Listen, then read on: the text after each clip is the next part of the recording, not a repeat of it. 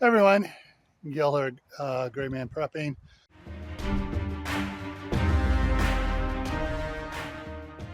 I'm out here working in the prepper garden again. I did a whole bunch of work over here that I forgot to video. Leveled it out, dug it out from close to the house there, so it slopes away. Around on the front, I did some work around there, and now I'm going to start moving wood chips out here. So that's where I'm at right now. So I'm going to put it in into warp 32, and we're going to do some tractor work.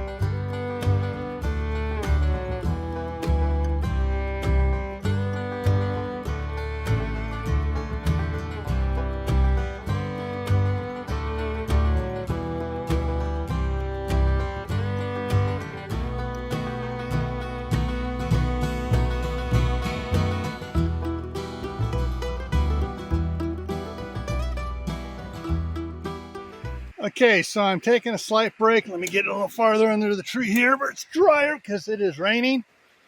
I don't know if you can hear what's coming down on top of the metal roofs over there or see it coming down, but and looking at what was doing in the sky, we probably got about another 5-10 minutes of rain before it lets up on us here. So I'm trying to keep the camera here in the dry.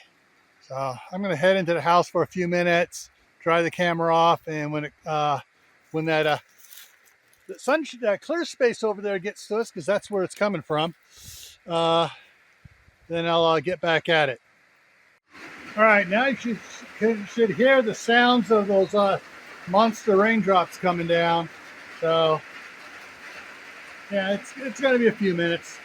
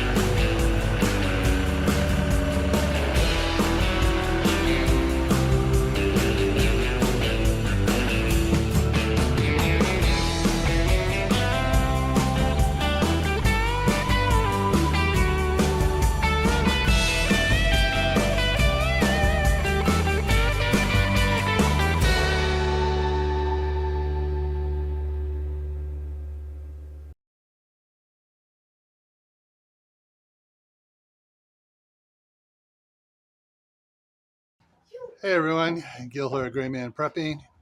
There's Eli in the background. All right, so as you saw in the video, I stopped a couple times because it was starting to rain. And now, I don't know if you can tell how much more wet it is. We just had another downpour here. Lasted about 4 minutes, but it was coming down. And so anyways, one of the things I want to point out with at the end of the video here is the need for you to have some sort of tractor for doing stuff on the property. If you have property, I mean, if you have an acre and a quarter, or even an acre, this side of the street is just an acre. That side's 5 acres. But for here, this side, the coyote is definitely a must. Turn around here. So all this here, from the house down to the lawn, that's about an 18-inch drop there. All this backfill, I moved in with the tractor. And so it goes all the way out here. You can see it goes over to against the planters. All this, aim it right, from the planters to the concrete patio is fill. I moved it all in. And if you saw over on Camp Patton Family Compound, when I tore out all of the old patio, which was breaking up and, unlevel. I mean, it was a hazard just to be on. Dug it out, spread rock, and did all that for the new one. I used the tractor. A little 20 horsepower tractor is invaluable for prepping. All right, for getting the land ready, doing things, and plus you can use it for a side hustle. So, granted, you're going to need something else. You're going to need a 3/4 ton or a 1 ton truck, and you're going to need a trailer to load it on to take it around. And if it's a dump trailer, that takes care of 2 things at once right there. But the thing is, a tractor is absolutely essential. I have the 4-foot rototiller attachments for it, so I can rototill stuff, put gardens in quick and do stuff. With all the wood chips I'm putting out here, next spring I'm going to be rototilling those in and then putting more chips down on top of it. That way it's to help build up the soil here. And that's what I'm doing here, is just moving all of, let me walk out here a bit, show you. All of this wood chips is what I'm doing. I'm bringing wood chips out here. Now I'm going to be bringing more in out over here for the rest of it here, and even pushing it out over the edge a little bit. Down on the front side here, I brought all these wood chips in here. Now out over there where the golden zucchini and the sunflowers are at, as soon as they are both done, I'm going to be taking the rototiller to that area, dragging some of the dirt down, dragging it farther out into the lawn area, and then so I'm going to lower it down about 6 inches, and then I've got truckloads of chips to put on top of it there, so I can put in more chips in and get that into better soil as well. Now, I don't know if you can hear, I know the wind's probably playing heck with it now because the wind just started picking up again, and I apologize for the wind, but I can hear thunderstorms up over there. I haven't seen any flashes, but I can hear the thunder coming from over there, and I can see rainfall. I can't see what I'm pointing at, but by the arrow sign there just above it, that's rain coming down there. Got some beautiful clouds off over in this area over here, and we got more rain clouds up over here, and I can feel sprinkles coming down from these things passing overhead right now. But of course it's cutting back my time out here, but it has cooled off a lot here, and that feeling so good, because earlier when I was moving the before it started raining, when I was moving the wood chips, I felt like I was a lobster being dropped in a pot of water. It was just cooking me out here. And now it feels really nice. In fact, I'm probably going to open up the windows and get, turn the fan on and start cooling the house off. So this is what I'm doing for my prepper garden. I'm, as you can see, this is going to be a whole bunch more for next year out here. I've done a whole bunch more on the IBC totes planters, getting them filled up, wood chips, compost from the compost that had cooked off over the winter and everything. I'm going to have 10 times, probably 20 times the amount of compost if it all cooks down right by next spring to really finish topping off all of these, because these are all going to settle down because I've just filled up. These are brand new fills, so they're going to settle down 8-10 inches by springtime. So and I got all the ones down there I need to fill up and top off too, but I'll be doing that in the spring from the new compost from the wood chips and the leaves and stuff. So there is a lot of things that preppers don't really talk about, or prepper channels don't talk about, as that is getting a garden in now. And I really hate, and if you've seen my live streams, I go off on these fake prepping channels and fake preppers that say, oh yeah, get seeds and stuff, but don't plant now. You don't need to plant now. You just wait until SHTF or Tawaki hits, and then you plant your garden. Bull pucky, as my grandma used to say. You need to plant now and find out what does grow in your area, what doesn't grow, what problems you have, what insect pests you have. You need to get a garden in now. And that's what I'm trying to do. If you haven't seen the videos on all the trees out here, I got 2 apricots, 2 peaches, 2 pears, 2 cherries, and 2 apples. Probably next spring, you're going to see some more going in across here along the lines of apricots and apples. Maybe another pear over here too.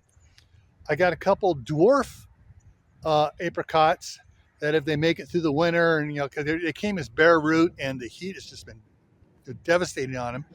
So if I can get them to grow and stuff and survive, come spring, they're going to go down at the end of this row here, because there's enough room between the last apricot tree and the shop to put one about 8 feet off the shop. So, and that's the thing is, if you're in a residential area, you say, oh, I can't do all what you're doing, Gil. No, it's not going to work for us. And it's like, do you have shade trees? Yank them out, put fruit trees in. Apples, we have some, check out the video over on Camp Patton Family Compound. There are 3 videos to look at in the My Garden playlist. And 2 of them are part 1 and part 2 of Chris's tour, where she takes around, and you'll see the apple trees are huge. And we planted them, around 2000. So, they got 24 years on them, but they've been huge for what, 10 years, 15 years. So,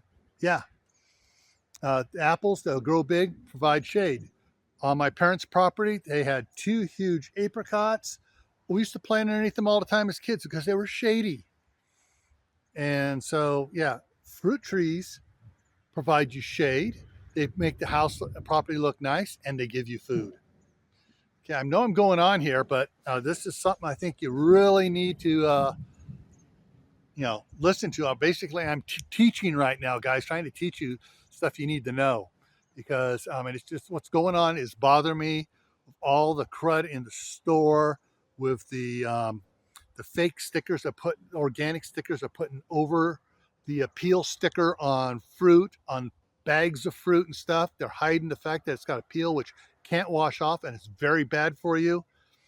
and some of the other chemicals that we're spraying on it.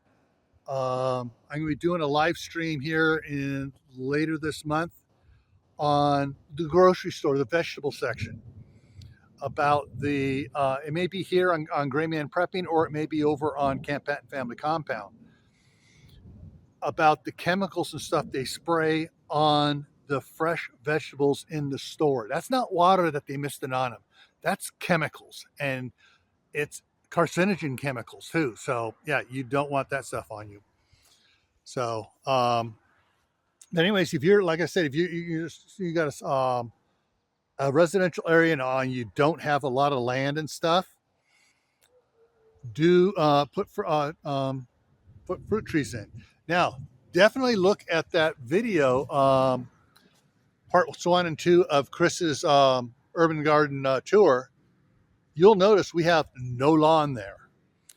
We got lemon trees, orange trees, apple trees, apricot trees, cherry trees, and a lot of other food growing all over the property. And we're not the only ones on our street doing that. There's several other ones that have even more stuff than we do do there. So, you know, you can use the backyard that way. You can hide it stuff in the front yard with the perennial plants like thyme and borage and other stuff that is also municipal. I can't pronounce it. Good for you medically wise, and good for food wise as well. There are a lot of different plants you can plant that look, oh, your yard looks so pretty. Yeah, it's all food, but don't tell them that. Yeah, that's what you got to do on it.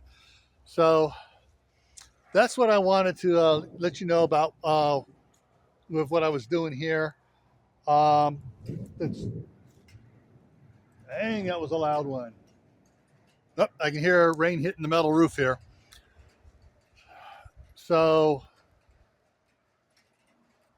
just thought, okay. The tractor work I have on this video was at 32 speed. So it's basically 32 times. So, so it's well over an hour's worth of 2.5 minutes. Yeah, it's about an hour and a half worth of tractor work, just actually driving the tractor. So that's why I put it on high speed, so you don't have to watch it for an hour and a half. But yeah, tomorrow, if it's not raining, I'll be hauling more out here to get this stuff here as much as I can up in here. And then once I have all the my little piles out here, then I'll get out here with a rake and pitchfork and smooth it all down and move it. I'm probably going to go ahead and move that container there underneath, and so I can put some of the wood chips down, and then I'll put it back on top of the wood chips. So I'll pile the wood chips up about 8 inches thick and put it on top of that. Yeah. So yeah, so that's what I got. That's what I showing you here. It's most preppers, like I said, they poo-poo planting a garden now, or those that do plant a garden really don't go at it like they should. Corsair Trainers, Steve, he's going at it like he should.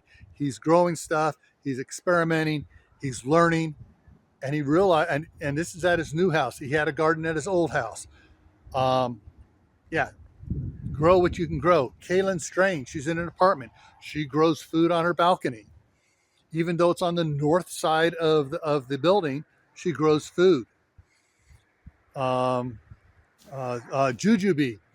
she has a bunch of indoor garden stuff going on at her place, so as well as outdoor garden stuff.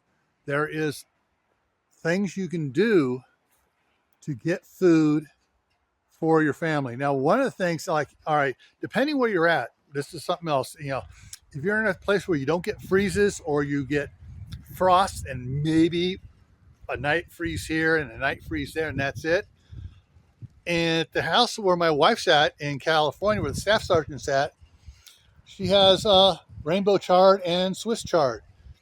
And she was saying that the one has gone now for 3 years, hasn't died off.